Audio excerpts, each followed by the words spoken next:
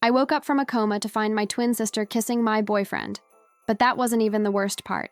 She had literally stolen my entire life, and everyone thought she was me. My name is Emma, or at least it used to be. Let me back up. 6 months ago, I was living my dream life.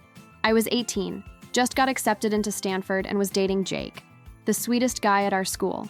My twin sister, Ella, she was always in my shadow. We looked identical, but our lives couldn't be more different. I was the straight A student, the track star, the one with friends.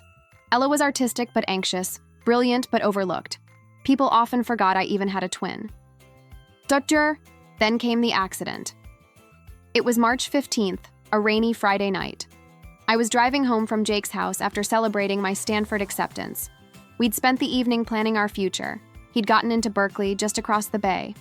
Then, at the intersection of Oak and Main, a drunk driver ran the red light. The last thing I remember was the sound of crushing metal and thinking, I'm going to miss prom. Then, darkness for 6 months. When I woke up, my mind was foggy. Everything hurt. The nurse was checking my vitals and smiled. Good morning, Ella. You're finally awake. Your family will be so happy. I tried to correct her, but my throat was too dry, too raw from the breathing tube. She continued, Your sister Emma is here to see you. She's been here every day. That's when she walked in, wearing my favorite necklace, my style of clothes, even doing her hair the way I always did mine. Emma, why are you dressed like me? I whispered, my voice barely working. She froze in the doorway. Her face went white. She looked at the nurse, then back at me. The nurse excused herself, saying she'd give us privacy. Ella rushed to my bedside, tears streaming down her face. I'm so sorry, Ella. I didn't mean for it to go this far. I was confused. Why are you calling me Ella? She couldn't meet my eyes. When you got in the accident, you didn't have your ID, just your phone, which was destroyed. I was the first one they called. They thought I was the one in the coma. She explained everything through sobs. The hospital had mixed us up because we were identical twins. She was about to correct them when she got a call. Stanford wanted to confirm Emma's enrollment status. They said if I didn't respond within 48 hours, they'd give my spot to someone on the wait list. In that moment of panic, she made a choice that changed both our lives. I just wanted to save your spot, she said. I was going to tell everyone when you woke up, but then a week passed, then a month, and suddenly I was living your life and I didn't know how to stop. Over the next few days, I discovered just how far she'd gone. She was living in my room. She'd moved all her stuff out and redecorated to keep up appearances. She was using my social media, posting as me, keeping my Snapchat streaks alive. She'd attended Stanford orientation online as me. She'd been to every one of Jake's games wearing my jersey. And Jake? She'd been dating Jake for 4 months. My own boyfriend didn't even know he was with the wrong twin. She'd even taken over my job at the local cafe. I confronted our mom while Ella was at my shift at the cafe. You knew? I couldn't believe it. She broke down crying. Emma, sweetie. I'm Ella now, apparently, I said bitterly. Mom explained she found out 2 months in when she noticed Ella's scar during a family beach day. But by then, everyone had accepted it. Jake was finally smiling again. Your friends had mourned Ella and were supporting Emma. I thought when you woke up, we could fix it quietly. I never imagined it would be 6 months. Meeting Jake was the hardest part. He came to visit Ella in the hospital, bringing pink roses. Ella's favorite, not mine. I'd always preferred sunflowers. He held my hand and talked about how much Emma had changed.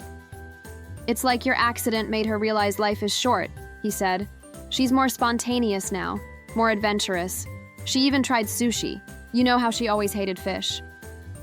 Every word was a knife. Ella had been rewriting who I was, and Jake had fallen for her version of me.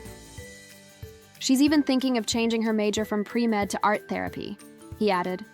Said she realized life's too short to not follow your passion.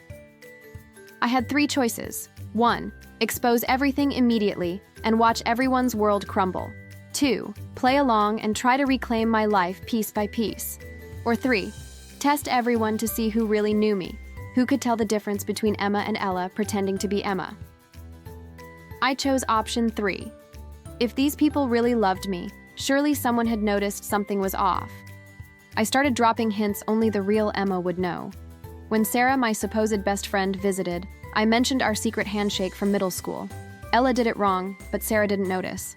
I brought up the time. I threw up on the Ferris wheel at the state fair. Ella said she remembered it fondly. The real Emma would know I'd never gotten on that Ferris wheel because of my fear of heights. Jake failed every test. But then something interesting happened. My friend Marcus, who I'd barely considered a close friend, pulled me aside. "Something's been off about Emma," he said. "She stopped arguing with me about Marvel movies. The real Emma would never let me say Iron Man was better than Captain America." That's when Sarah finally admitted the truth. "I knew something was wrong," she confessed when we were alone. Emma started wearing her bracelet on the wrong wrist. She stopped double knotting her shoes. She laughed differently, but everyone said grief changes people, and I thought I was going crazy. Sarah had been suspicious for months, but thought she was imagining things. At the party, surrounded by all our friends and family, I stood up to give a speech. The room was decorated in purple, Ella's favorite color, not my blue. "I want to thank my sister Emma for something," I began, my voice steady, "for showing me that identity isn't about names or achievements or who you're dating. It's about who you truly are inside." I pulled out my phone. "She's taught me so much these past 6 months." We worked out a solution with Stanford's administration. A sympathetic dean who'd lost her own twin sister understood our unique situation. Ella would attend as herself, but using the acceptance she'd maintained. I would take a gap year to recover and reapply wherever I wanted. "You know what's funny?" I told Ella. "I never wanted Stanford. That was Mom and Dad's dream. I wanted to go to art school." The irony wasn't lost on anyone. We'd been living each other's dreams all along. Jake needed time to process everything. "I don't even know who I fell in love with anymore," he said. "The Emma I knew before the accident or the Ella who became Emma?" I told him the hard truth. "You fell in love with Ella. The real Emma, me. We were comfortable, but we weren't spontaneous. We never tried new things. We were perfect on paper, but boring in reality. Ella brought out a different side of you. You brought out a different side of her." It hurt to admit, but it was true. They were better together than Jake and I had ever been. 6 months later, our lives have sorted themselves out in unexpected ways. Ella's thriving at Stanford, studying art therapy, combining her passion with purpose. She's in therapy, working through her identity issues with professional help. I got into UCLA for creative writing. Turns out nearly dying and having your identity stolen gives you one hell of a college essay. Jake and Ella are together officially now, and honestly, they're perfect for each other. He brings her stability, she brings him adventure. As for me, I'm dating Marcus. Turns out the friend who noticed the small things was the one who truly saw me. People ask if I forgive Ella. The truth is, she showed me that Emma wasn't about my achievements, my boyfriend, or my college acceptance. The real Emma is who I chose to become after losing everything. And that person? She's stronger, more authentic, and more interesting than the original ever was. We both had to lose ourselves to find ourselves. But I did make Ella get a tattoo with her name on her wrist, just in case she ever thinks about switching again. She laughed and got one. I got one too. Now no matter what happens, we know who we really are.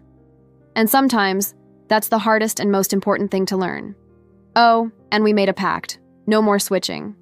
Although, April Fool's Day is coming up, and Jake still can't tell us apart when we try.